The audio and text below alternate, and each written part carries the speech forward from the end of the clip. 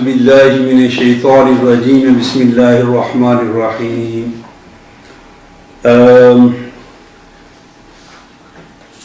Just to start off with, my name is Mohammad Risalat. In Pakistan, I live in village Pangdioni, Chakswari, Mir Padazad, Kashmir, Pakistan. I will probably miss out a lot of things, details, but I'll just briefly say what I've been through. I came to United Kingdom in April 1962. My father brought me here. I was very young at the time. As far as I can tell, that I was the youngest person to arrive in Derby at the time. And I started the life in Pakistan. I used to go to school there, but because I was young, I wasn't sort of highly educated there. But it's a typical life in Pakistan with farmers and all sorts of things. When my father brought me here, I wasn't sure why my father actually brought me here, because I was very young and it was difficult for me to be away from my mother and brothers and sisters. And the life was alright in Pakistan, even though it wasn't very brilliant. When I came here, I came here to Derby and I started going to a primary school. The school was called Castle School. It is demolished now, but it was in Trafford Street near the town centre. My English was next to nothing, zero at all, because other people who I came to live with, my father and my uncles, they could not speak English either. So I had to start from scratch, actually going to the school and just picking up words by words from other children there. It was difficult first because they did not understand me and I could not understand them either. But it was very a different lifestyle, and being sort of only person of my age from our community, it wasn't easy. At the time, the trend with the older people was they used to work on factories, foundries in Derby, and at weekend they used to get together, probably go to the cinema or play cards. That was the main trend. For me to actually sort of mix up with my age, it was sort of nothing there at all. So I had to sort of sit and listen to the gossips and other people had. When I arrived, it was really one of the coldest winter in I think UK on the histories. So that did not made it easier for me as well. But it was something which I initially was really worrying for me, because I did miss my mother and my brother and sister, and I was on my own. And in school when I started, I was the first Pakistani to go to that school, so it wasn't easy.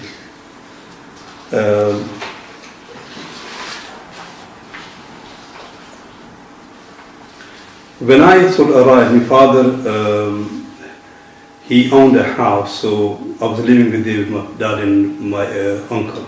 So there were four or five people living there. There have been a lot of changes in Derby. The house which I used to live was in town centre Derby, where the Eagle Centre is now. It's totally demolished. The street was known as Bloom Street, off Albert Street. Nowadays, I think there's a Dixon store actually built onto that spot where I used to live. Old memories are still with me. So I started school in primary school. And then I went into secondary school because there were 11 plus exams which I failed in English language. The reason being because I wasn't able to speak much English either, so I had to go to secondary school instead of grammar school. But it all started working and it was good, and I picked up a lot of things. One advantage which I did have was that I was a very sports-minded person, and naturally I was good at sports. So I started playing football, which I was quite good. I started playing for school team, and that helped me a lot to integrate with other children as well, especially at second school level. That was really good because football was very good with me, other sports as well. So I made a lot of friends and I was quite happy. So the school life was good. But when I became 15 in 1968, I left school at 15 and took up apprenticeship in Bradford in a woolen industry, textile, and I became a mechanic in woolen industry there. I lived for 10 years in Bradford with my father. Then we moved back into Derby again in 1978, and that's where I sort of, while I was there, I was very keen on footballing side, and some of the things we had to do at the time was cooking, washing up, cleaning the house, everything. We being the youngest, most of these jobs were done by myself.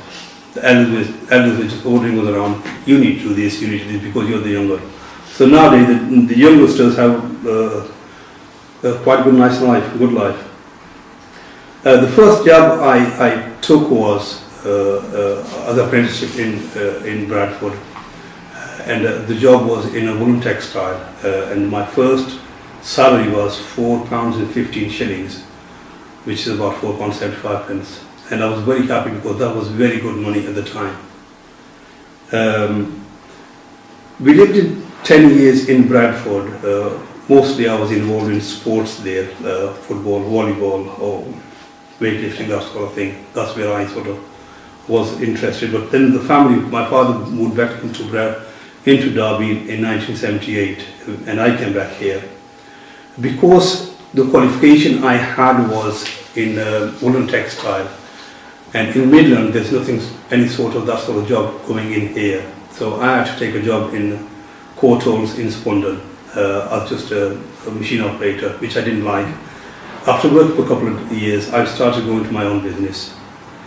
As far as the community works goes, I think being in Derby, I started community work in the mid-80s, and I became a general secretary at Derby Jamia Mosque, which is based on Rosal Street, and that gave me a lot of experience to work within the community. At the same time, I became a member with the Pakistani Community Centre. A few years later, I became chairperson of the Pakistani Community Centre. In that sense, I was heavily involved with the community work as well. We did whatever we could, but there was lots of friction, like brotherlyism, which I wasn't used to this because I was very young when I came here. And that is something which held us back, I feel, that brotherlyism played a negative part within our own community. It is difficult, even nowadays it does carry on, but it's not at the same volume as it was before. It's a lot less. I'm pleased to see the youngsters nowadays, they're not into these, but there was a time when this was a major thing which held our community back. We would have achieved a lot more. But I think in the 80s there were capable people, very few capable people who could actually communicate in English. And there were a lot of people who were doing a brilliant job who actually organised purchasing of the mosques, which our elders did, and they did a great job, especially with the first mosque which was bought, a house in Dairy Afro in 1963, the opening was.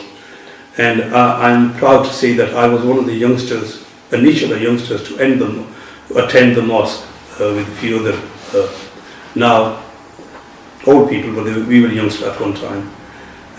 Becoming a part of the community, it sort of gave me pleasure actually working for the community, giving my time to the community.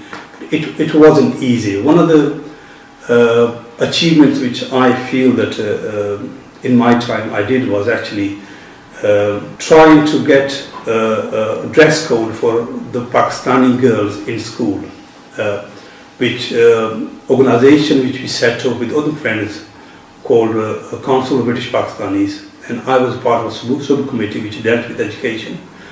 And I'm not going to go into a long decision, but there were a few of my friends and myself. I was heading that subcommittee that which actually requested that the parents should get a choice if they want their daughters to wear a traditional dress. Also, the other thing was that the PE lessons were conducted in shorts, leotards and that sort of thing, really tight for the girls, and we said no. We wanted the young girls to have an option to wear tracksuits. Plus, I think there was swimming was issue as well. We also said that swimming should be separate for the girls, especially 11 to 15.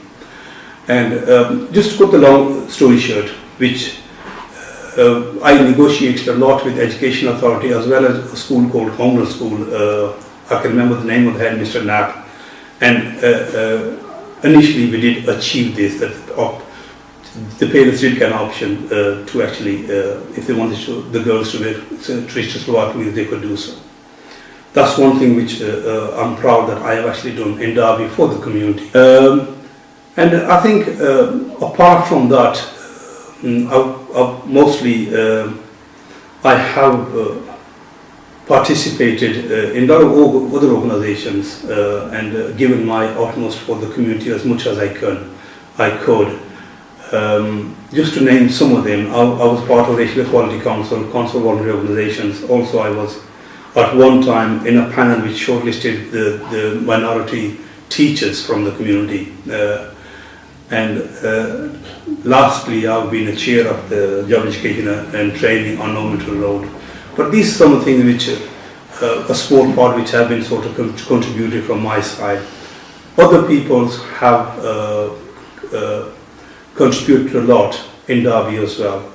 The only thing I would like to say, there are lots of people, a lot of our elders who have passed away in late 50s and 60s.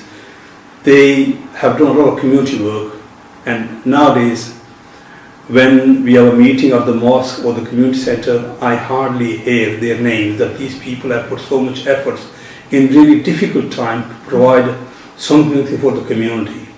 And I like to say that we should make a special dua for these people who have passed away, even though we don't know their names, but there have been people in our community who really have been a strength on setting up the right path as establishments such as the mosques, the community centre and the advice centres.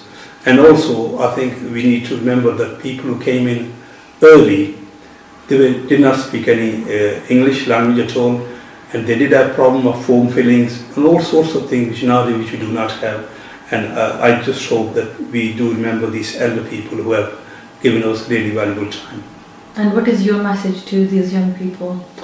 I think the young people, my message would be, because I have actually gone to 3 generations now myself. A lot of people have gone to 2 generations, but I've actually, because I was very young when I came. So my message is, do not forget your roots, and if remember your roots, and the education is the best thing to go forward. If you're educated, you will hold your own wherever you go. You'll have better jobs, you'll be able to get, I think you'll be able to put your views forward to other people as well, and have a really nice debate with other people as well. Education is the main thing, but at the same time, do not forget your roots, your parents, your community, because at the moment, sometimes I get an impression that we get a lot of children who are highly educated. Yes, good, they get a really nice job, but the experience is highly educated children, they move away from home, they get married to educated people, they would rather not live in your own community dominated area as well, they want away from them. That does not help you. I mean, I have lived all my life in Normanton, my children are in Normanton. I had options to move away into Littleover, Allenstreet, but I am glad I stayed in Normanton. The family life is something which is a unique. Only when you become parents you will realize that these are things which account a lot more than your jobs, your education, the money and everything. A close knit within your family is the best thing, and I hope education go forward, but Islamic education is equally important to yourself as well. And respect your elders, respect your parents.